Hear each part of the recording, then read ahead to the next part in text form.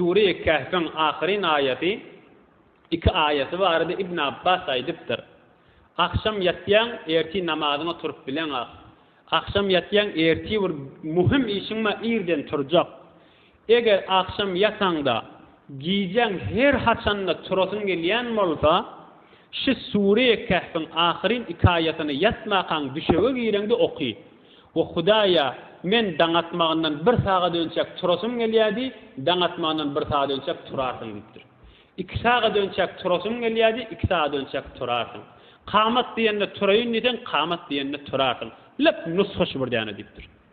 Sure-i Kehf'in qysgadyk 3 setirde bolan ahirin 2 ayeti. Qul law kana al-bahru midadan li kalimati rabbi.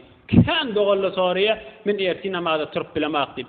Şo ýerinde 2 ayet Sure-i Kehf'in ahirin 2 ayetini okuyanda Hudaya men namazdan qalmaýmyň hükmen turarsyň namazda.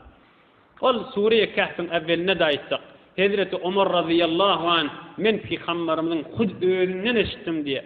Her kim jumgawyny şu Sure-i Kehf'i okuysa inniki cemaatçili ayagynyň eteginden tä göňe barýança we bir rivayette özü bilen Käbäň arasyny nurdan doldurdy, kıyamatda da nurunu görer diýipdir. Hi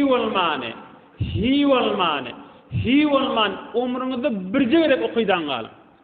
Bir jegere jumgawyny okuydan galyň, o näçdaga da wagt almaýar. Bar her jumga okuyup bilmeýän bolsaňyz, umruňyzda bir jegere jumgawyny Sure-i Kehf jumga namazdan da öwünçäk. Jumga giýje okuydan, öten akşamda mesele okuyup goýsaň o da bolýandyr. Hudaý taala iman abrydan aýyrma.